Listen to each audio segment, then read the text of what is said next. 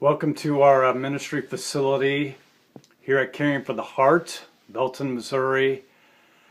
I'm sitting in our radio studio, where we have done a lot of radio podcasts. That's pretty cool stuff. And I'm not going to give you a tour of the ministry because I think you'll get really dizzy. But just adjacent, just this way, is a big ministry room where we do most of our facilitating, healing, counseling, working with people, using music and all the different tools that we do with this ministry. What's also cool, we are on the third floor of a bank here in Belton, and they do not lease any other rooms at this point up here, and so I have kind of informal access to different rooms. So we could go into the room of grace, we can go into the room of performance, we can go into the room of injustices. And so it's kind of cool that God has allowed this space to be anointed for His healing and His His work and His worship and His breakthroughs. It's just really, really, really exciting. 2017 was an extremely busy year in lots of ways, including ministry.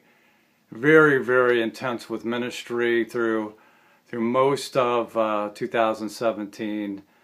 And I just want to say, with a smile, I'm refreshed. And I think I'm renewed, and I'm excited and for the continued vision of Caring for the Heart Restoration. Just this last week, I had a couple who have been married a long, long, long time. And that's all I'll share. But they were really seriously thinking about separating, maybe even possibly divorcing. Over 12 to 15 hours, over 3 consecutive days, this couple had breakthroughs. They had an understanding individually and maritally of what's happened, what has happened, and now they have the opportunity to access tools and use them ongoing. So the Lord continues to use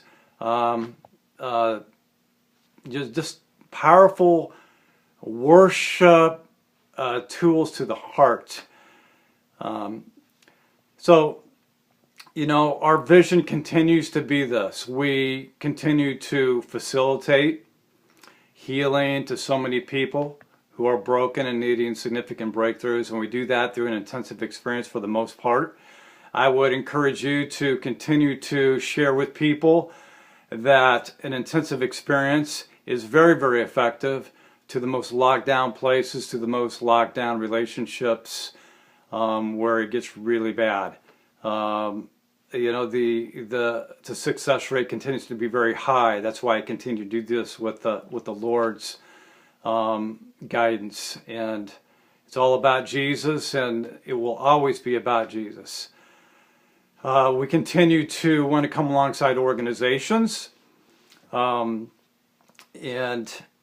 any organization that we sense that wants this ministry to help them and facilitate them. Right now, that's mostly in Wichita. There's about 2 or 3 different ministries there that I go to pretty regularly, maybe 4 or 5 times a year. And of course, we are looking to train caregivers and lead them on how to pray for people and help people where they're at.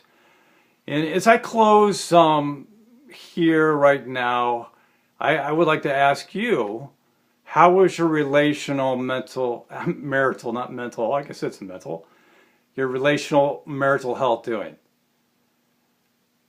Yeah, I could ask you, how is your communication, how's your conflict resolution? But what's so powerful is to understand that relational health really has to do with these, if I took my hand, these connection points to each hand, this hand and this finger coming across to the other side, to the other spouse with regular small gestures of empathy, regular, kind, small gestures of compassion, and coming alongside and looking and just having that that care, those connecting points. And those are the really critical things of marriage, day in and day out. You know, the bitterness, the critical spirit, the put downs, the avoidance, the ignoring, the silent treatment, those are all a part of a bond of fear, as we call it in our ministry. I ask you to step out of that bond of fear if you're in Jesus' name, and ask you to go to a bond of love, a love that only Jesus can give, only Jesus can change our hearts. And I ask now that you would go in wisdom, God's wisdom, and God's courage. And I thank you again for taking the opportunity to look at this video and for your support financially and prayerfully. We love you guys.